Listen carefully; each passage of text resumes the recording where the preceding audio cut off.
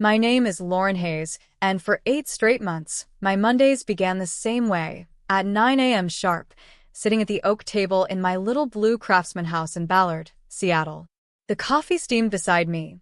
The air smelled faintly of toast and shampoo, and my daughter Lily was always somewhere nearby, humming as she brushed her hair or feeding crumbs to our neighbor's cat through the porch screen. I would open my banking app, glance once at the balance, and send $700 to my parents in Phoenix. It was as automatic as breathing. The ritual started small, a favor, a kind gesture. Just until we get things settled, my father had said months earlier. They had complained about medical expenses and rising rent, though they still lived in the same beige house they'd owned for 15 years. I never asked too many questions. I told myself I was helping, that it was my turn to give back. But deep down, I think I knew what it really was, a payment for peace. Growing up, peace in our home was a transaction. My mother, Denise, could make silence feel like punishment, and my father, Robert, could turn guilt into an art form. Every gift had strings. Every compliment came with an invisible hook. I used to think that's just what family love looked like, constant bargaining, constant proof. When I left Ohio for college and later took a job in Seattle, they said I was abandoning them. When I divorced, they said I was a disappointment. When I bought my 2-bedroom home for $412,000, they called it reckless, as if stability was arrogance. Still, I sent the money. I told myself I was keeping the family thread alive, that love could be rewoven with patience and monthly transfers. I even labeled the payments in my banking notes: support, care, family. Words to make me feel like I was doing something noble. My brother, Daniel, was the only one who didn't play along. He worked as an EMT in Denver, living in a small apartment with cracked paint and too many plants. Every Sunday night he called to check on me. His tone was always gentle but firm. "Lauren," he'd say, "you don't need to buy their love. You've earned your peace already." I'd laugh it off. "It's just money," I'd tell him. "Keeps things calm." He always sighed. Calm for who? I never answered because I didn't know. My house was quiet most evenings after Lily went to bed. The sound of her soft breathing down the hall made me feel safe, even when my phone buzzed with another text from my mother reminding me of upcoming bills. My parents had become masters at wording their requests, so I could never quite call them demands. They'd write things like, "We're short on utilities this month," or "the doctor raised his fees," or sometimes just, "You know what to do, sweetheart." I did know, and I obeyed, even when it hurt. But something shifted in me after Lily turned 7. It was a small, almost invisible change, the kind that starts in your chest before it reaches your thoughts. That morning, she wore a paper crown she had cut from an old cereal box, coloring it with gold markers and glitter glue. We'd baked cupcakes together the night before, and she had spent hours arranging them on a tray shaped like a heart. "Do you think Nana and Pop will call?" she asked, adjusting her crown. "They will," I lied. I had already texted my parents 3 reminders about the video call. They'd read every one of them and said nothing. When 6 o'clock rolled around, the candles flickered against the dark window, and Lily made her wish with a smile that looked too brave for a child her age. I watched the wax strip, my phone screen blink beside the cake knife. The next morning, I waited for an explanation that never came. My father's silence used to be punishment. Now it was just noise. I stared at my phone for half the day, scrolling through old pictures of Lily with my parents, Easter egg hunts, pool days, Christmas mornings, searching for proof that I hadn't imagined their love. When Monday arrived, the weight of habit met the ache of betrayal. I sat at the oak table again, with the same mug of coffee, the same humming refrigerator, and opened my banking app. My finger hovered over the $700 button. I could almost hear my father's voice, calm and practiced. "Don't make things complicated, Lauren." I pressed send. It wasn't love. It wasn't a duty. It was a surrender disguised as generosity. As the confirmation beeped, something cracked inside me, small but sharp, like glass splintering. I looked around the house I'd built with my own hands, the chipped paint I'd sanded, the backyard swing set Daniel helped assemble. None of it had come from my parents. They had never lifted a finger to help me build this life, yet I was still building theirs every week. Later that night, Lily crawled into my lap while I was doing the dishes. "Mom," she said softly, "why didn't Nana and Pop call?"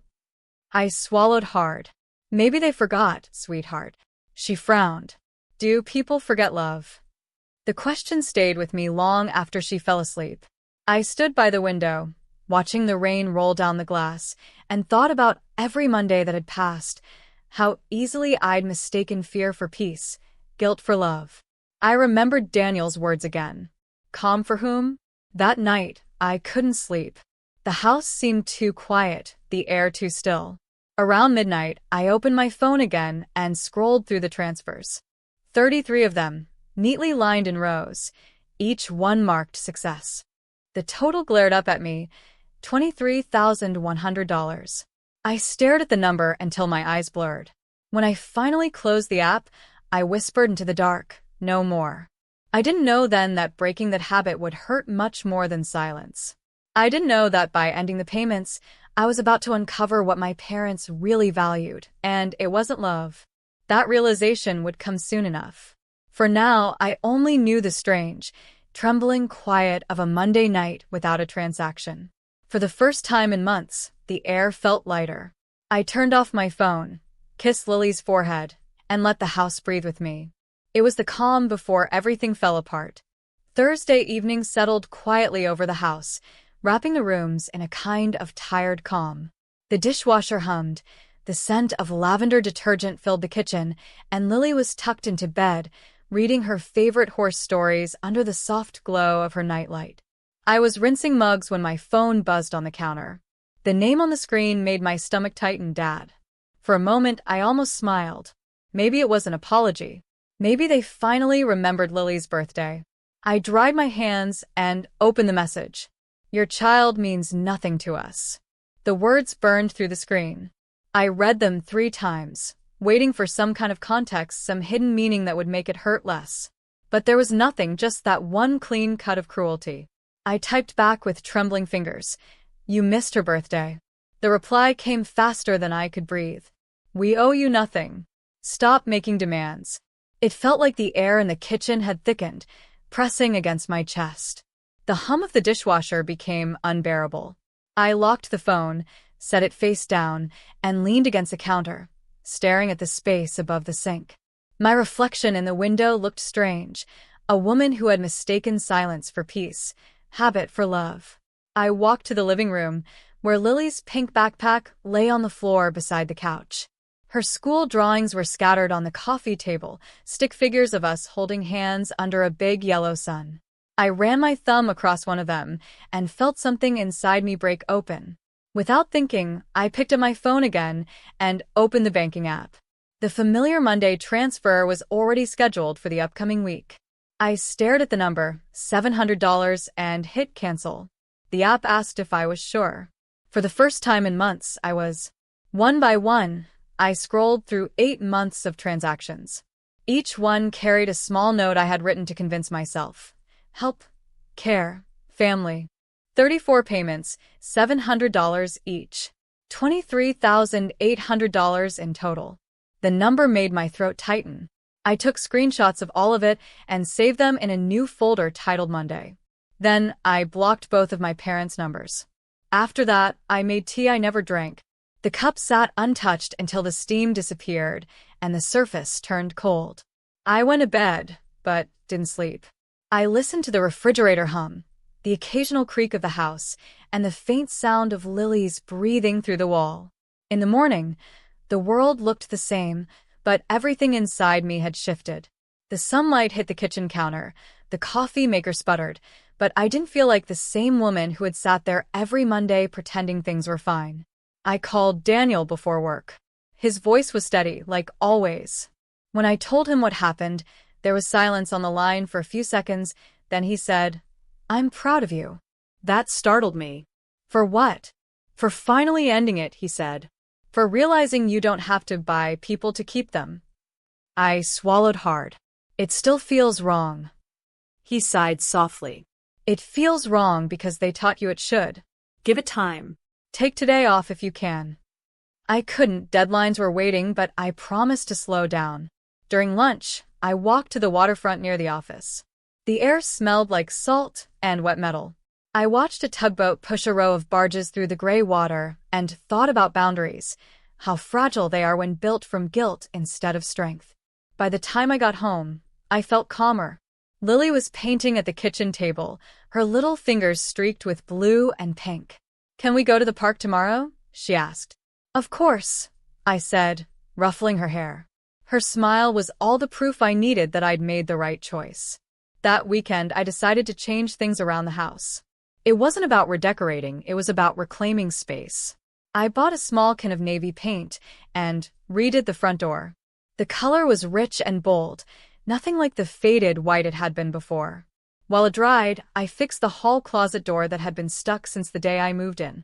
It had driven me crazy for years, and every time I forced it open, I had thought, Dad would know how to fix this. Now, I did it myself. When the closet finally closed smoothly, I laughed out loud, not because it was funny, but because it felt like winning a small war.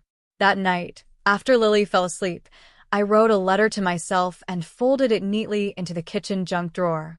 It said, "You do not have to buy love." Just 7 words, but they felt heavier than the checkbook that had once defined my loyalty. Monday came again. I woke early, made pancakes, and sang along with Lily's cartoons. At 9 a.m., I sat at the oak table out of habit, waiting for the banking notification that usually buzzed right on time. Nothing came. The quiet stretched, but this time it didn't hurt.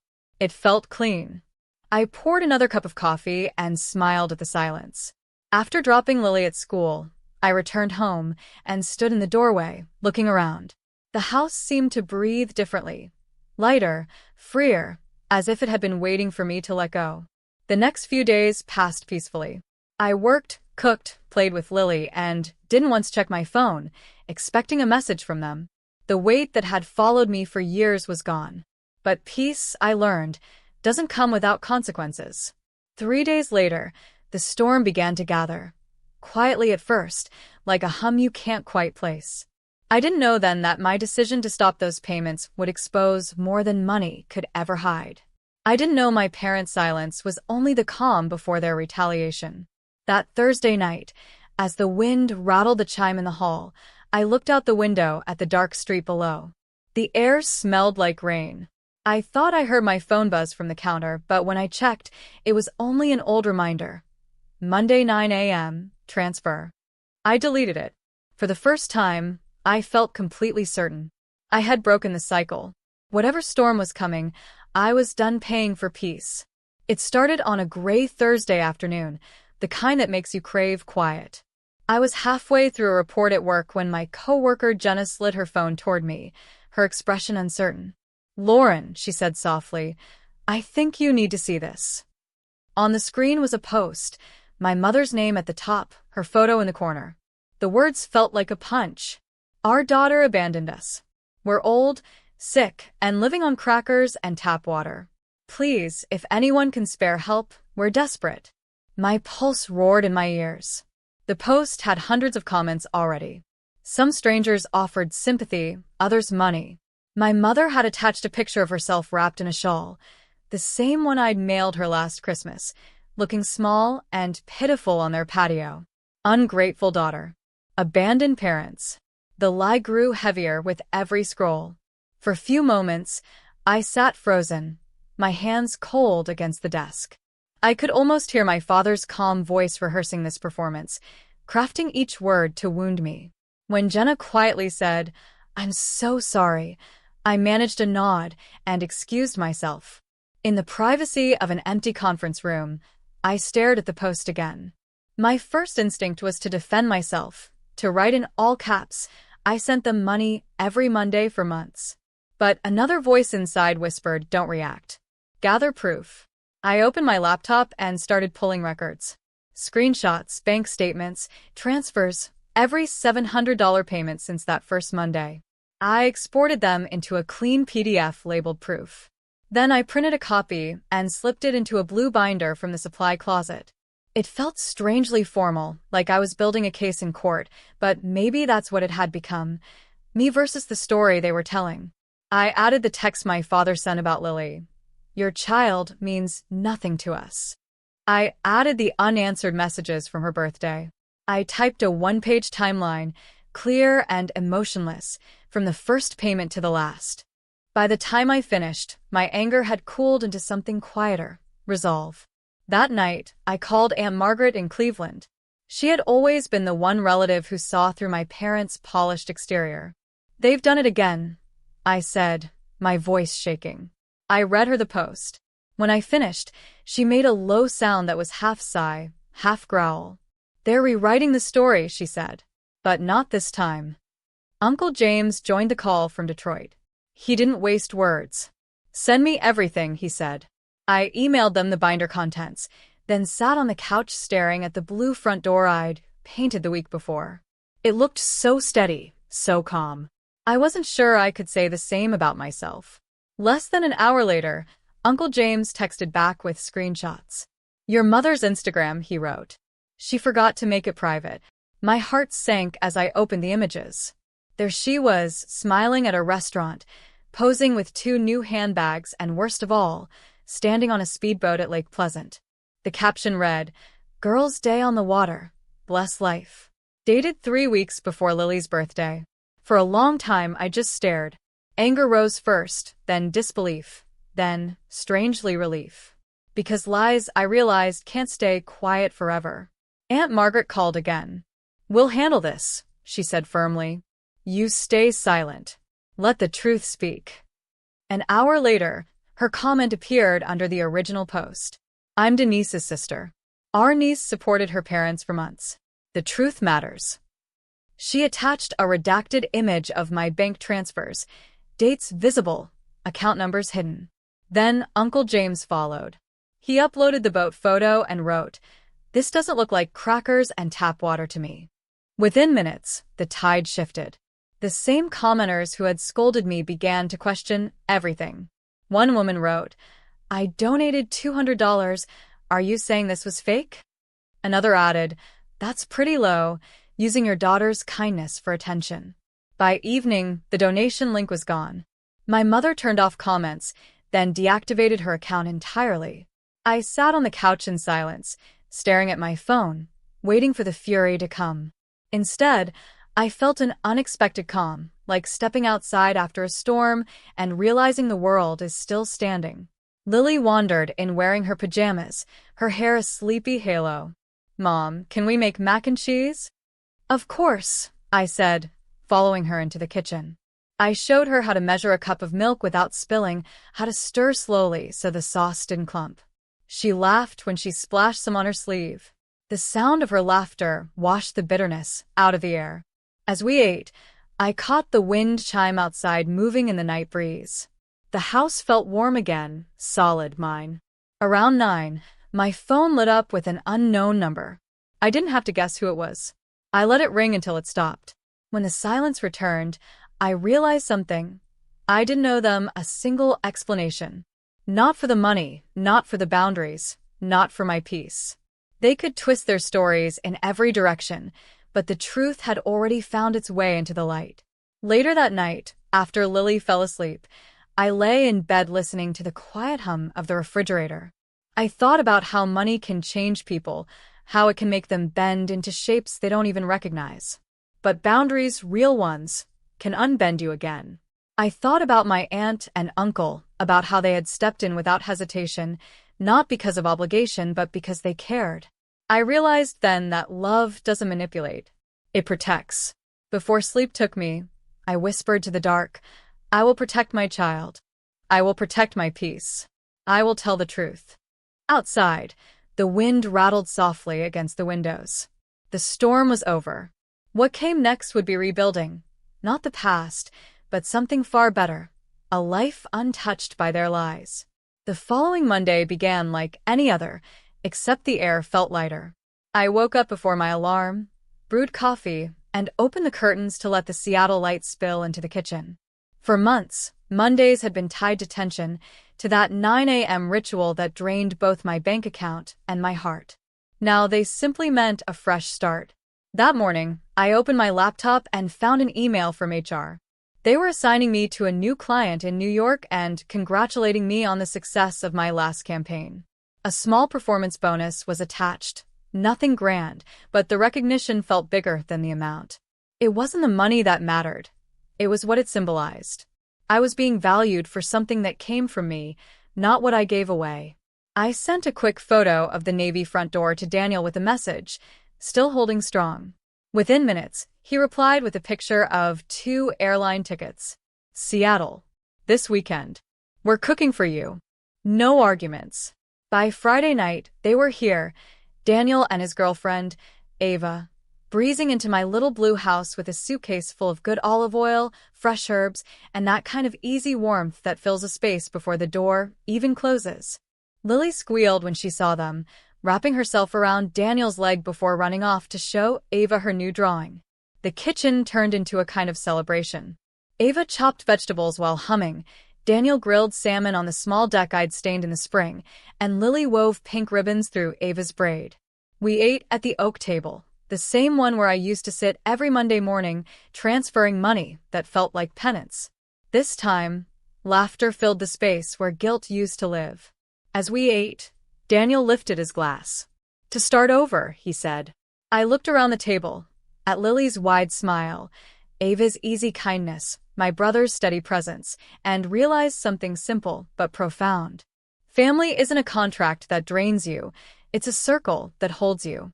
On Sunday morning, the 4 of us drove out to a U-pick apple farm near Snohomish. The air was crisp, the sky a startling blue that made the grass almost electric. Lily ran through the rows with her bucket, squealing every time she found a perfect one. Daniel pushed her on an old tire swing while Ava and I walked between the trees.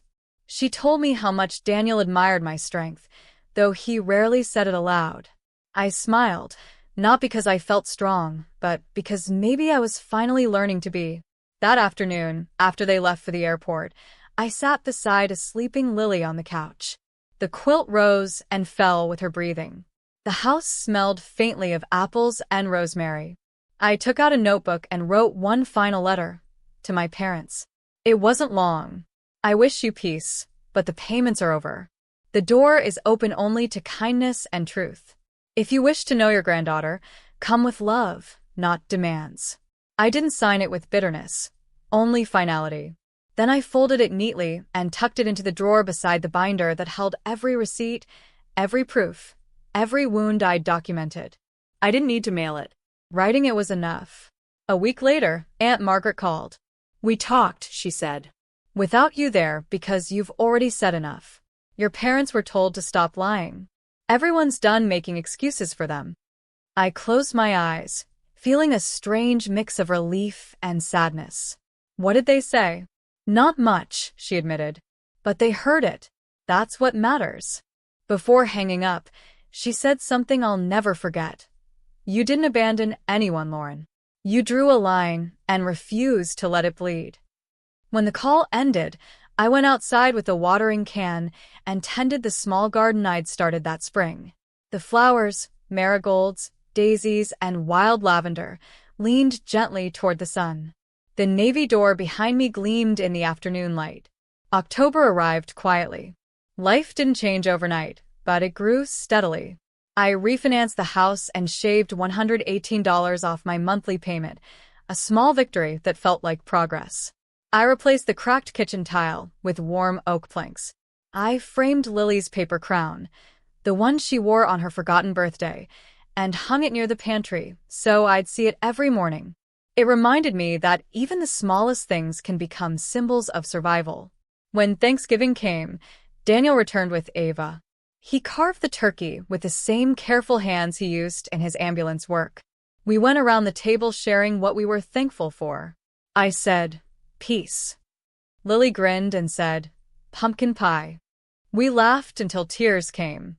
After dinner, Daniel sat beside me on the porch, a mug of cider steaming in his hands. The night was cool and still. "You know," he said, "you didn't just cut them off, you cut yourself free." I nodded, staring at the quiet street. "I thought I'd feel empty," I said. "But I don't. Just quiet. That's what peace sounds like," he said. Sometimes I still feel the ache when I see other families, mothers pushing strollers while grandparents walk beside them, laughter spilling across park benches. The ache is real, and I let it exist. But then I look at Lily, her bright eyes, her laughter, and I remember that family isn't built from guilt or obligation. It's built from love, respect, and the courage to start again. In late December, as snow dusted the streets, I set up a college fund for Lily. $200 every month. It felt like planting a tree whose shade she might never know I grew. On the first Monday of the new year, at exactly 9 a.m., my phone buzzed with a notification. For a second, my body reacted out of habit, my thumb hovering where the transfer button used to be. Then I laughed. I turned off the reminder, poured 2 mugs of hot chocolate, and called out, "Lily, come on. Breakfast."